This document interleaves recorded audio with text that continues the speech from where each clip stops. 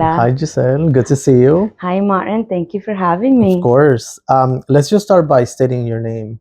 Sure. My name is Gisselle Poveda, and I am the founder of Café Tinto. Awesome. All right. So we're going to start talking a little bit about your personal and your entrepreneurial journey. Yeah. So first, tell us a little bit about Café Tinto and your journey with it. Sure. Yeah. Café Tinto is a specialty. It's a Colombian specialty foods and coffee company. We are a local business that's been established in the Hunting Park community since 2003. Honestly. This was a family endeavor. It started as a family. You know, my father, first of all, we migrated to Philadelphia when I was 14. My parents brought me over. And I think in the span of like 3 years, the opportunity to open a bakery came up. And so my father, I remember very vividly, sat me and my sister and my mom and, in the living room and was like,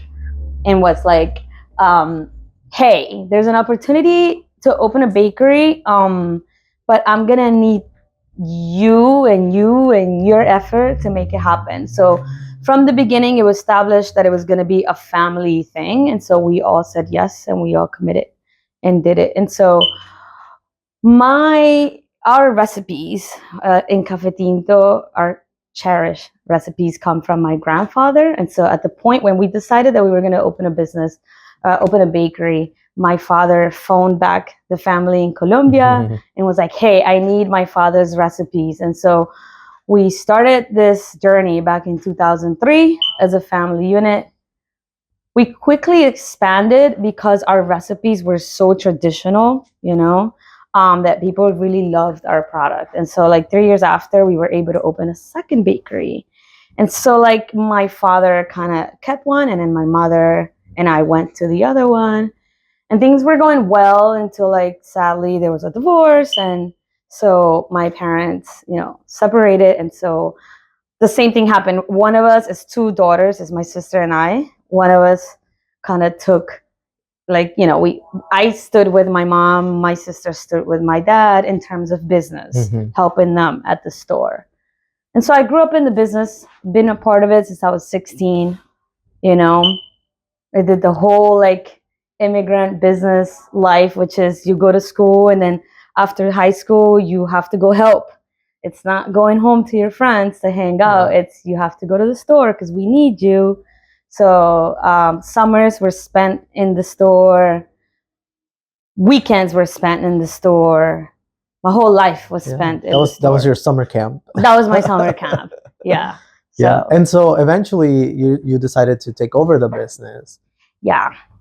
So I grew up in the business, but while you're like a teenager, you're not really committed 100%. Like I knew my family needed me there, and I was there, but I wasn't like full on entrepreneurial. Okay, I'm doing this, right? I'm only 16. And so it wasn't until I actually had the opportunity to take a flight to Italy. So my family, like my mom's side of the family, came to the States, and my dad's side of the family went to Italy. And so like I have a lot of family there. And then there was a point where I got to travel, and I went, and I remember meeting my aunt who I hadn't seen in many years. And then her hospitality, her kindness, her generosity inspired this whole thing for me. When I got to Milan and I get picked up in like this, I'm 19. I'm like, things like luxurious things are like, oh my God, what is this? I'm young. So she picks me up in like this beautiful car, and then she takes me to like these amazing restaurants. And then she introduces me to her team. And she introduces me, of course, to her kids and the family that she had cultivated in Italy, and all of that impressed me. But the most things that impressed me were her kindness, generosity, and the team that she's created. She has little did I know, I'm going to visit my aunt, but in reality, my aunt has like this huge enterprise in Milan that I was not aware of. And so like, I remember on my way back, it's time for me to travel back, and And then I remember like thinking, I have to ask her, how do I make this, how do I create this lifestyle for me? Because I like it. I liked it. I was able to touch things that I hadn't touched before. And so I did. And so I asked her, Tia, like, it was my last night in Milano, and she took me to eat pasta. And I was like, I have to ask you, like, how do I build this for me? And she said, oh, you like this? She said, well, first of all, it's a lot of responsibility. Second of all, go back, get educated. Don't just think you're going to wing it through. Like, you need to get educated, and then you need to find a way to have your own business and make sure you take care of the people that are walking the journey with you. And so I came back. Of course, I'm 19. I didn't really conceptualize everything that she was telling me. And it took me a few years, But finally, I went back to school. I went back to college. I went back for business administration. I went to community college. It wasn't a big deal. I enrolled in what now had become like my goal, to be a businesswoman. And so it's much easier when you go to school for something you're really interested in, because all of a sudden, like, I started excelling at the classes, but it was because I had a genuine interest, right? And so I did well in school until one of my professors said, you're young, like, and I see like this passion in you about business. Why don't you go out there and start your own? Like, you don't have to finish college. Like, if you don't make it out there, guess what? College will always be here. You can always come back and enroll. But if you go out there and take a risk, just do it now. You're young. Yeah. And so I took that to heart. And then I left school. And then I said, well, what am I going to do? Well, there's this bakery here that my parents started. Let me make it a business. Like, let me really make it. Let me take it from a mom and pop to an actual business. Wow. So how long has it been now since you've been owner? 10 years, since 10 years. 2015. Wow. I took it over. Yeah. Wow. And so I'm sure it's been just a perfect sale, right? No, not at all. So tell me a little bit about like the challenges that you've encountered. I mean, COVID was a big deal for all of us, but for me, it was really like my first challenge, not only personally, but, business wise. And, it was all unprecedented. And, my parents are they're my board of directors. So like, whenever I doubt something, I go to my parents and I ask them, hey, what do you think? What do you think? But as I mentioned, they're both divorced. So like, I get two different views, which I love. So I'm not getting like this unified thing. Right. I'm getting like what, someone thinks and then what the other one thinks. And so I remember going to them and thinking like, hey, this is happening. What should I do? The city at the beginning was, this was all unprecedented for most of us. So the city was giving kind of mixed signals at first. Like, hey, yeah, you're essential and you can open. And then the next day would be like, no, you have to close. So it was sort of in between. And so I remember one of them told me, yes, you have to close. This is terrible. We're all going to die. And then my other parents said, no, do not close. If you are allowed to be open, just face the challenge. See what you're going to do. Figure it out, but do not close. And so like, what I ended up doing is I took a week. I said, I need to close so that I can, gather my thoughts, speak to my team, and see how we can overcome this. So I didn't overcome it alone. I have influence from my board of directors, which are my parents, and then also my team members, because I will never achieve anything alone. So I remember I took the week off. I gave everyone a week off, and then I gathered myself and I said, okay, cool. I know what we need to do. So we implemented many things, takeout window. We restructured the store. We made it so that we could service our community out of a window and also out of our door. So we built like a counter structure up against the door, because remember, people weren't able to walk inside. I implemented deliveries. I made my own platform, which I didn't want to use Uber Eats or any of those platforms. I hadn't had a good experience with them. And so, food would be missing and all of that. And so I said, I'm not going to use Uber Eats. I'm going to find a way to create my own platform. And I did. It took me a whole month. And then does all of those profits. I don't know if people are aware, but like when your business, your restaurant is on Uber Eats or DoorDash, like these big tech companies are taking 30% of your commission, of your product. And 30% is basically your profit. And so a lot of times if you don't pay attention, like you're working for these platforms, you're not really seeing any profit from it. And so I refused to go that route. And so I built a platform that allowed me to service my customers directly and use my own drivers as delivery drivers. And so that from that big challenge, Café Tinto grew exponentially. Do you think that, even though COVID, you're saying it's the biggest challenge, do you think that it also like helped?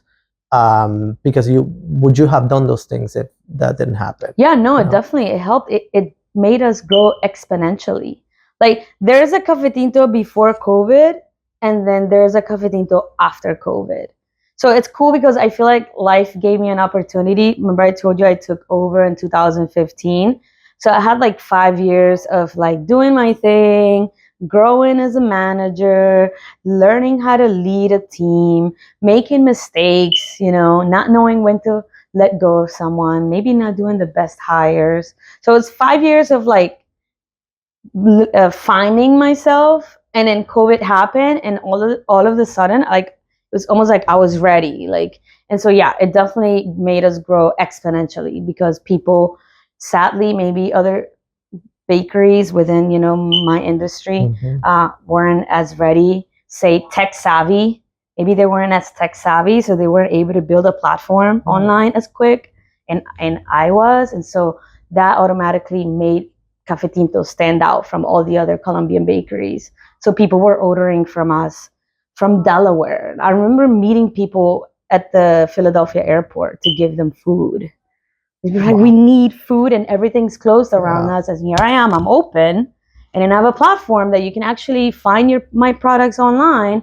It all seems so natural now because we all have it. But in 2020, none of us did. And so people found us that way. And then, so yeah, we grew. Thankful for the challenge, honestly. So now talking, besides the challenges, now let's talk a little bit about the rewarding part of being a business owner.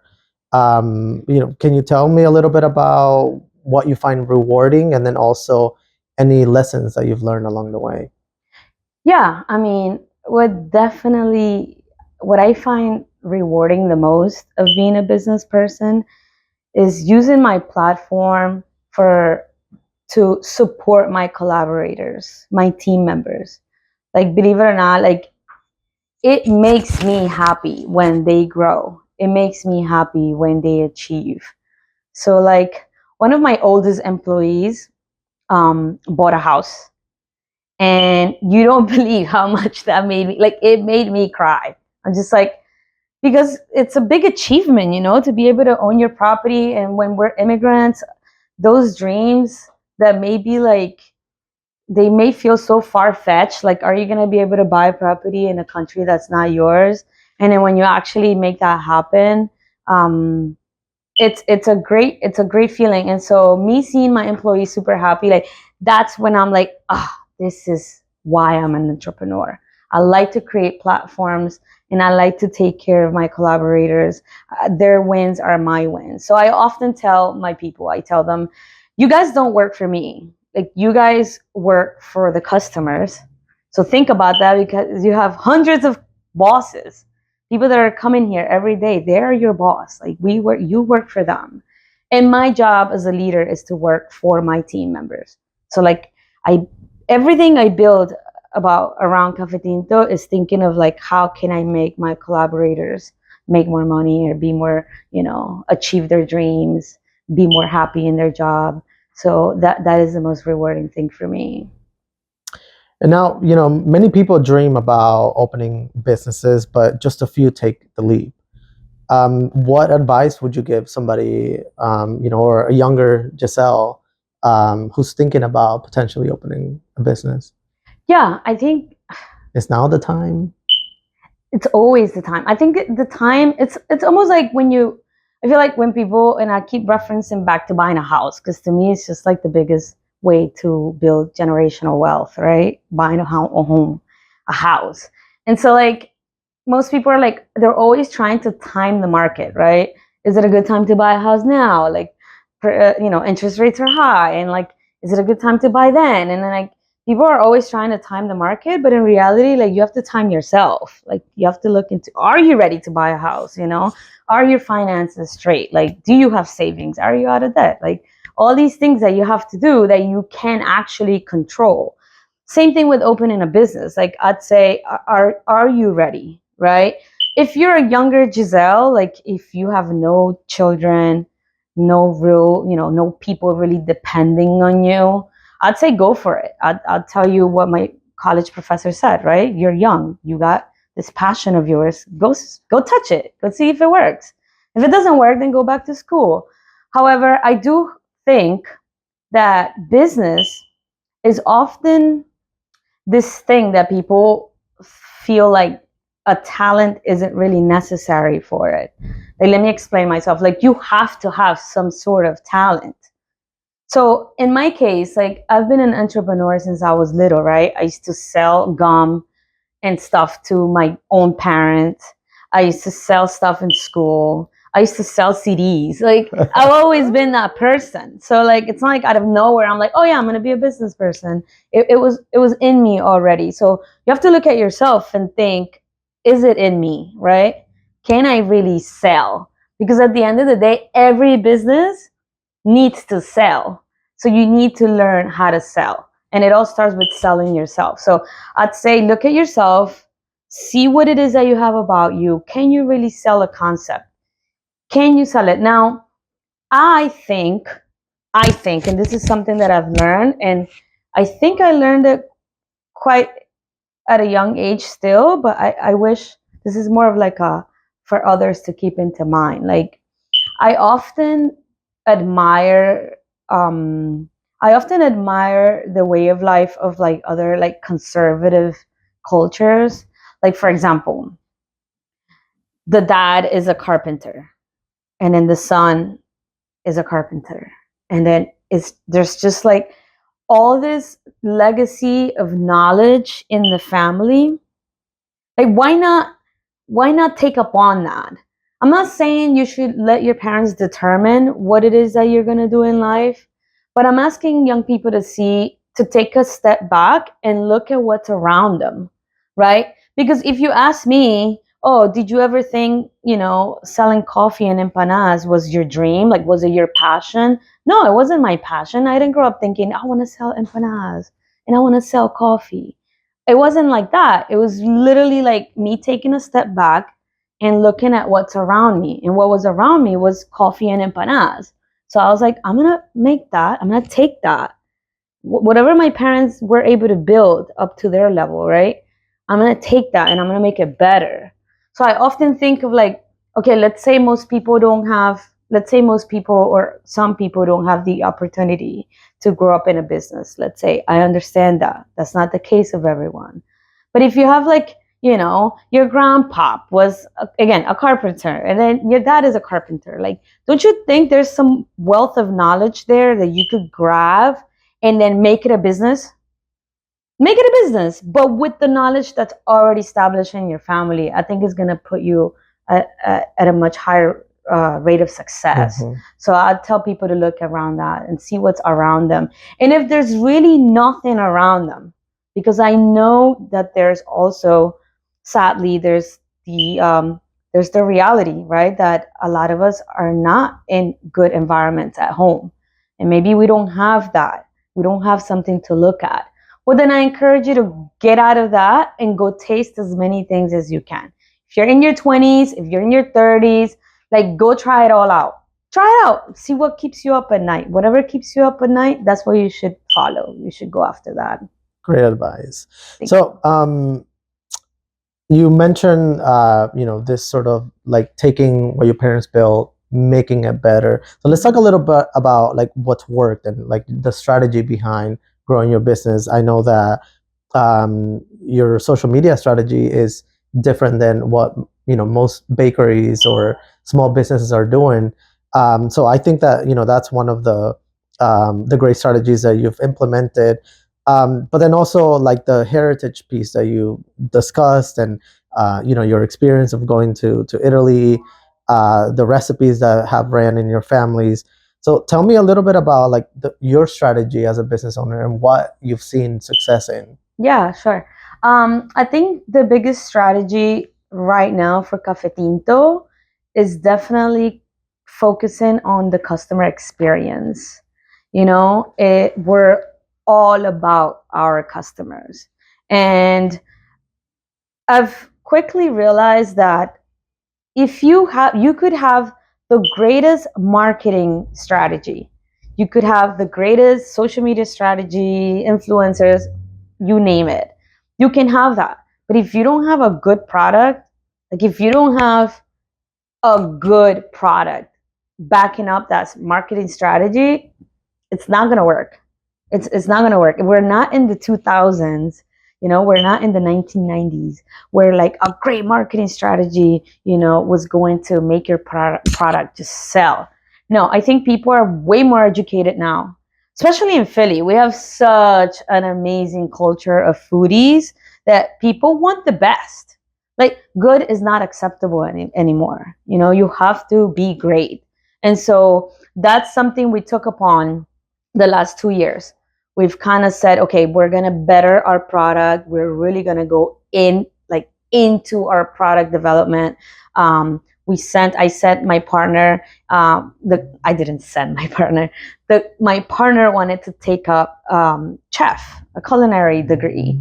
And I said, great, Café Tinto needs this. So Café Tinto invested into, hey, you're going to go to culinary school so we can really refine my grandparents' recipes. So we did that. We have a chef.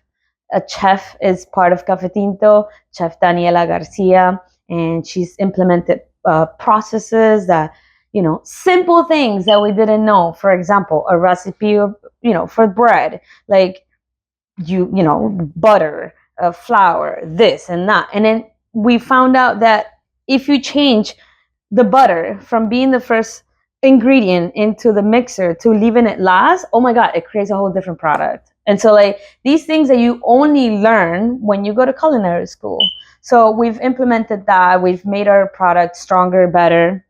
And then after that comes marketing, right? So marketing, how do we go about that? There isn't a lot of time for me to spend like really creating campaigns.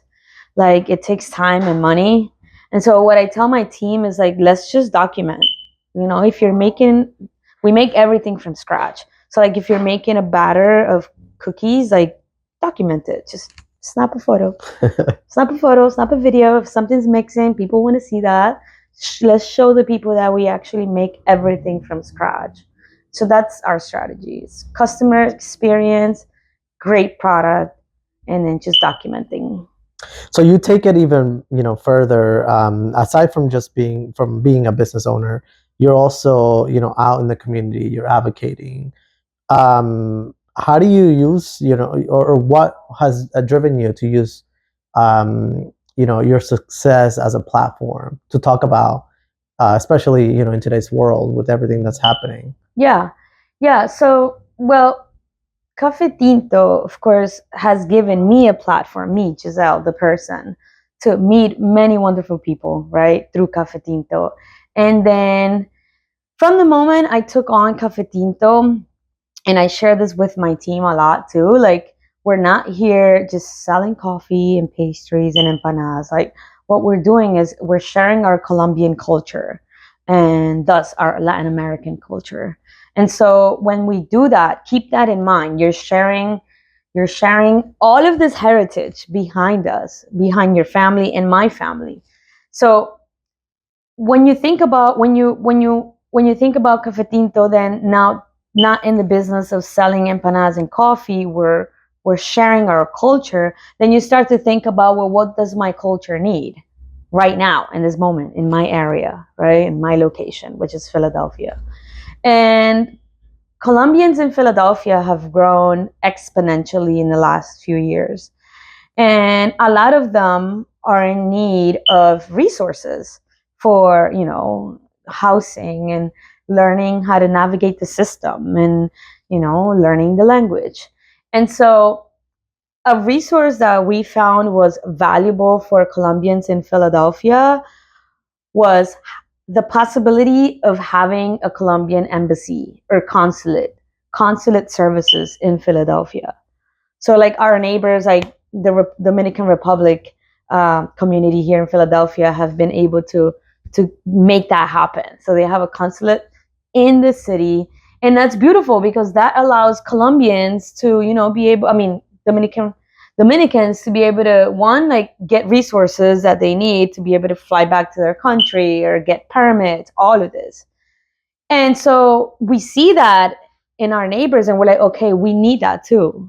And so I joined forces with the Colombian coalition, and what they're trying to do is that the main goal is to try and have the Colombian government see us like, hey, we need you guys. Mm-hmm. We're here. Like, I know most of us are in New Jersey and New York, but Philly's grown a lot, and traveling to New York and New Jersey is not always easy for our community, right? You have to lose a day of job.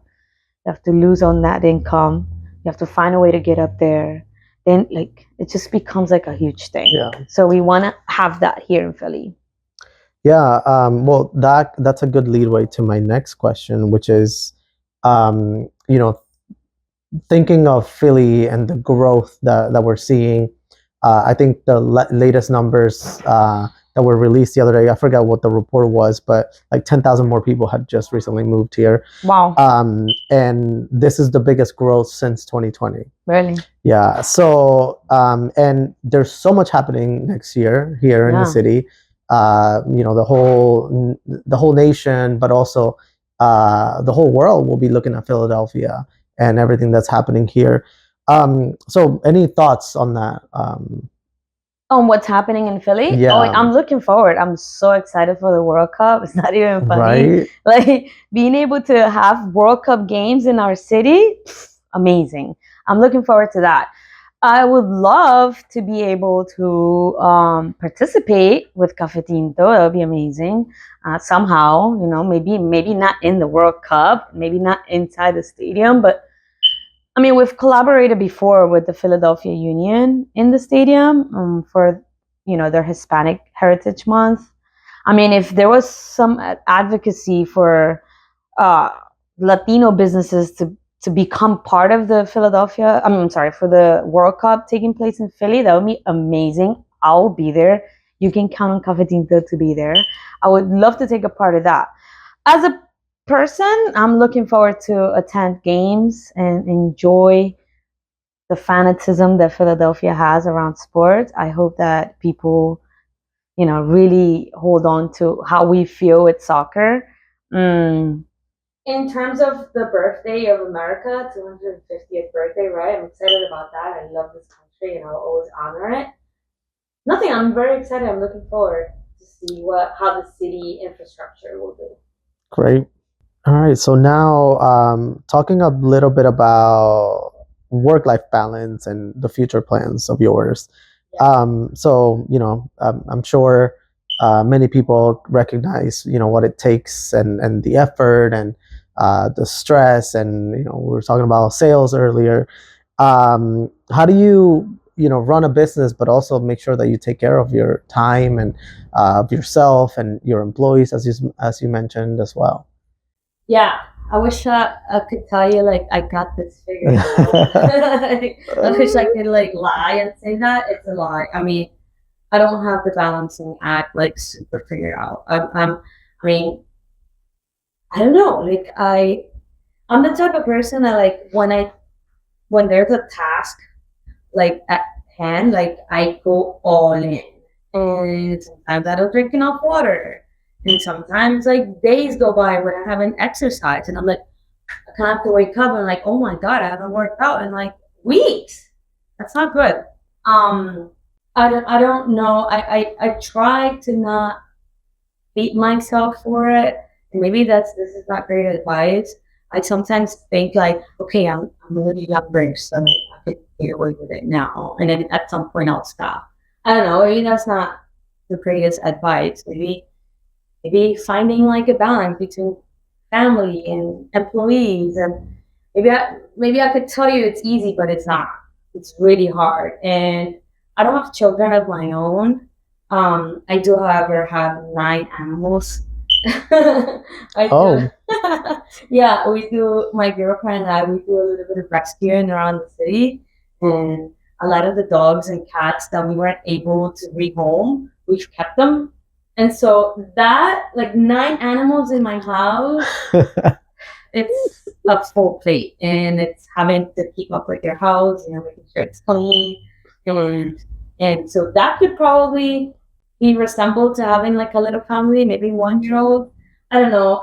I make it happen, but it's not just me; it's a whole team behind me. I have a great partner at home that takes care of me, so that's great. She helps me take care of myself. And then I take care of my employees, and then my employees take care of the business. So it's like a collaborative chain of, action that, help to take care of each other. So what's next for Café Tinto? Oh, what's next? Big news, Fishtown. We're coming to you. Ooh. Yeah, we're building our second store right now in Fishtown. Greatest accomplishment for me. I think I lived in Fishtown before, and I lived in it because I used to love the environment. And I remember thinking, oh, I'd love to be able to have a coffee shop here. I'm talking like 12 years ago. And so fast forward 12 years, and now, we're doing it. It's becoming a reality. I'm super excited. It's been a lot of work. It's been a lot of learning new things, like how to learn how to work with designers and engineers and architects and building permits, and all of those things. And I'm navigating, and we have an expected grand opening in June 2025. Gotcha. Wow, that's amazing. And I'm sure, the city process makes it very easy to open up a new business. Believe it or not, the city, in regards to like food establishments, the city has like this guide online. I'm not sure if it's in Spanish though. That's a good question. I don't know if it's in Spanish, but it's definitely in English. And like it tells you what you need to do in order to open a food establishment. Is it lengthy? Yes, it's lengthy. Do you probably need some sort of guidance with it? Yeah. But it's there. Like it tells you if you're gonna open a food establishment, like is it gonna be a pop-up? Well, then you do this. Is it gonna be a food truck? Then you do this. In regards to the city being helpful, there's the guide to how to open a business. Also, I'm super excited about seeing like way more Latinos involved in our local government. So there's Alba Martinez as the commerce director. I love that. There's representation. There's, hey Alba, can you help me with this? How do I navigate this? There's Darlenis as a part of Philadelphia City Department of I think it's LNI that she works for. You can always like, hey, like me puedes ayudar, or at least guide me, right? And so I think Philly could be a little more friendly to businesses by reducing taxes, but that's another conversation. In terms of guiding people, it's doable. Great. And just to wrap it up, how can people find you? Can you invite them to your business? Yeah, sure. You can always visit us at Café Tinto, Wyoming. We are located at 143 East Wyoming Avenue. Our hours of operation is from 5:30 a.m. So we're here for you early birds. 5:30 a.m. to 2 o'clock in the afternoon. We mainly focus on offering breakfast options, fresh natural juices, the best Colombian coffee you could drink in the area. And also we are closed Sundays. That's for you to know. And then in the near future, you'll be able to visit us in our Café Tinto Fishtown location.